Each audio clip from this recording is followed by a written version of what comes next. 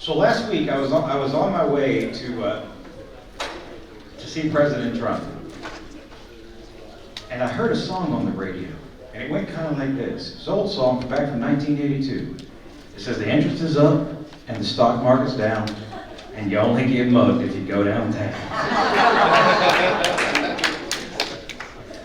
I was like, I'll be danged. This is what we're facing right now. I didn't know this was going to happen. You know, I've been in Georgia since '82. I was about 3 years old when we moved here. And this is not the same home that I grew up in. I don't know about y'all, but it's a whole lot different. We have crime running all over the streets. Did you ever, look, I don't know how many of y'all played golf. Obviously, I don't anymore, but did you ever have to worry about getting shot on the golf course? No. I'm like, dang. We're getting shot at? Are you kidding me? I got a neighbor friend of mine, his dad passed, and I stopped to talk to him for a second. I said, hey, Mike, how's things going since your dad passed? He said, it's all right, I'm getting through it. He said, I'd be a heck of a lot better if I didn't have this. Now understand this, Mike's about 6'5" and about 350, so he picks up this big old hulk of a leg, and you look at his leg, and I was like, that looks septic. I said, what in the world happened? He said, I took my girlfriend down to downtown Atlanta, we went out to eat, came out and caught a stray bullet. So even in the suburbs, we're not safe. When the heck did this become a country that we can't venture out? That's right. I mean, maybe we have these high expectations of our current leadership, but hell, they can't even define a woman. I'm over here, last time I checked, it was 2 X chromosomes. How hard is this? Anybody stay awake in 3rd grade biology?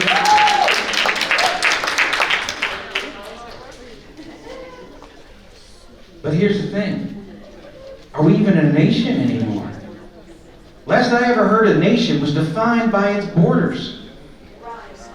We have one of those? I've heard about them. I heard they're pretty cool.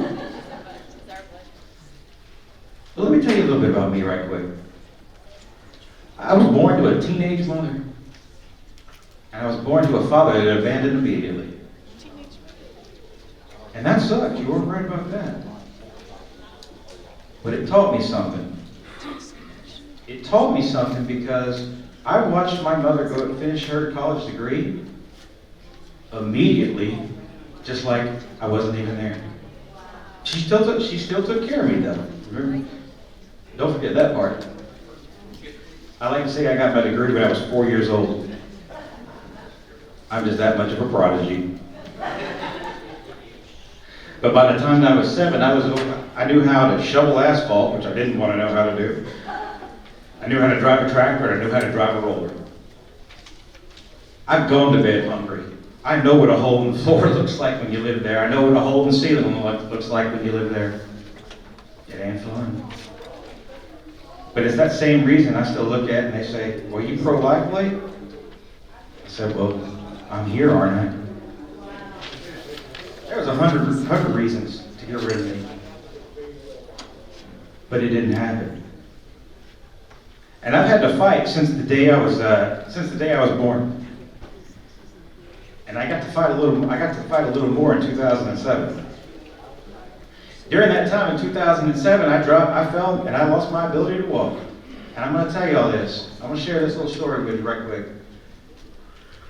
After I fell, and I'm over here looking at this peril, and I'm looking at this as a horrible situation, and this is what I saw. All of a sudden, the flag came in. I said, what in the world is this flag? And this picture with all these guys. What it was a bunch of Special Forces soldiers from Afghanistan, that flew that flag at half-mast in my honor because they believed in me. I'm going to wrap this up real quick. There are talkers and there are doers.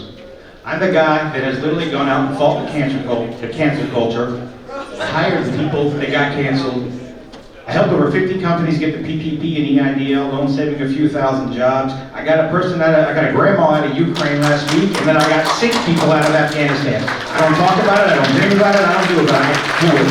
And that's what I'm gonna do for y'all.